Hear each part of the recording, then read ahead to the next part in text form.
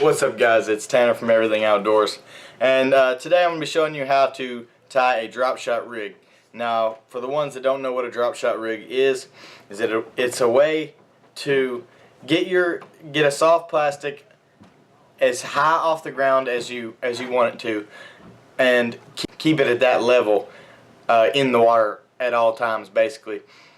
So what it is it's just going to say if there's a hook here, you leave a tag end and you have a weight down here, normally set somewhere around 12 to 18 inches, and that weight will drag the bottom, and your soft plastic, mainly like a trick worm, will stay at that 12 to 18 inch range in the water if you constantly drag it. Now if you let your rod tip down, you know, it'll cause it to go down a little bit, obviously, but it's basically it's a great rig to find those fish that are in that 12 to 18 inch range off the bottom, and just swim that worm right in front of their face, and it's a great way to get a lot of bites too. So I'm going to show you how to rig it up and show you what I'm talking about.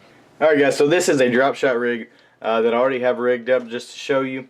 I'm laying it on this black mat, and there's a little piece of styrofoam just to, or not really styrofoam, but just black padding. So you can kind of see it a little bit better. But basically, here's your hook and your worm, here's the tag end, and there's your sinker. So now I'm going to show you how to rig this up. So basically the three things you need are a drop shot weight, I use a size 1 octopus hook, and then your soft plastic. This right here is a Reaction Innovations flirt worm. Alright guys, so you want to tie a Palomar knot. So for the ones who don't know how to tie a Palomar knot, run your line to the eye of your hook and pull out. For a drop shot rig, you want to pull out a big tag end, because you can always cut it off, but you can't always add it.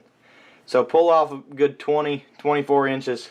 So then you want to run your line back through that eye of the hook, and make sure you have this big loop over here. So basically this is what you have as of right now. And you have a big loop on this end, and you're holding both sides of the line on the other end. So what you want to do is make sure that your hook is somewhere where you know you have a big tag end. So you want to pull it closer to this, you want to pull it closer to the loop over here. So the first step in the Palomar knot is to tie an overhand knot, which is like the first knot in tying your shoe. So now you have that. I'll usually just kind of pull it down a little closer, way I don't have all the line in my way. And you take your big loop over here and you run it around your hook like that. So then you want to pull it a little closer in and wet it. Now if you can see, set it focus. See this little piece of line right here?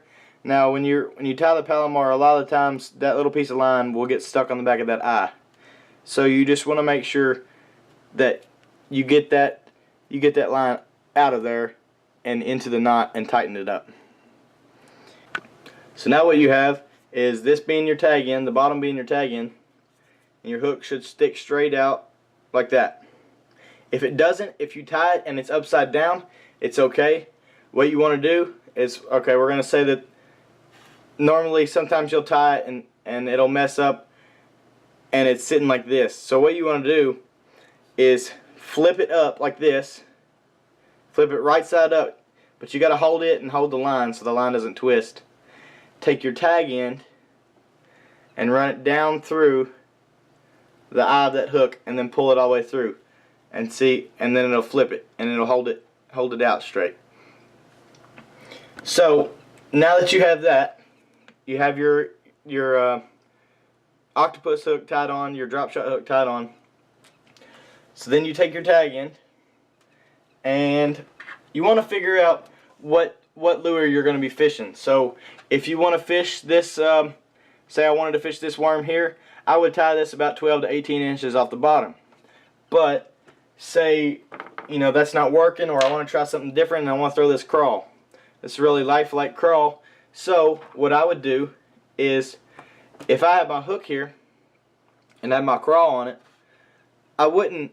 You never see a crawfish swimming, 18 inches above the floor or the ground, of the lake. So normally what they'll do is they'll swim about a good 2 to 4 inches off the rocks. So what I would do, or what I always do, is I would put my drop shot weight about that far away, about 2, 3, 4 inches away from the hook, just for the crawl, just because you want to keep it looking lifelike. So you'll keep it 3, 4 inches off the bottom, and then when you stop reeling, it'll sink to the bottom. So it's going like this when you're reeling, and then it'll sink like this, and it'll just sit there for a second, and then you start reeling again, and it'll come back up, and it looks like a crawl swimming across the bottom. But I'm gonna go ahead and go with this flirt worm. So, and here's my hook, got my tag in. I'm gonna go to the bottom of this tag end, and if you can see on this hook, there's a gap right there on the bottom. So what you want to do is run your line through that gap, just like that. You can see. I always pull out a good inch, inch and a half, and then you just grab both sides of the line and pull it up into the top of that weight, just like that. Now, if you want to, it doesn't really matter because the fish aren't going to be seeing your sinker anyway, but if you want to, you can go ahead and cut a little bit of that line off. This bar right here is a line gripper, so you can pull on it as much as you want, and you're not gonna, this drop shot weight will not come off there. So I have this tied about 18 inches above the or below the hook. So now I'm gonna take my worm, get a little closer. I'm gonna take my worm, and all you do with these, I know it looks really simple, is you just nose hook it, just like this. Go right through the bottom, right out the top, just like that.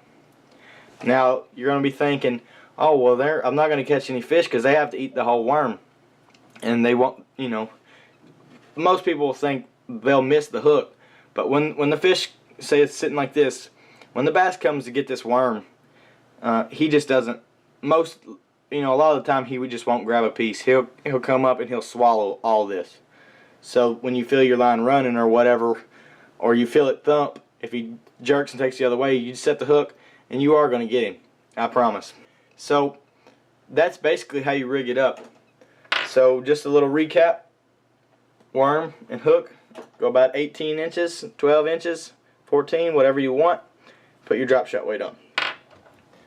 Now these drop shot weights right here, they come in 3 different shapes. This is the teardrop. They come in round and they come in cylindrical.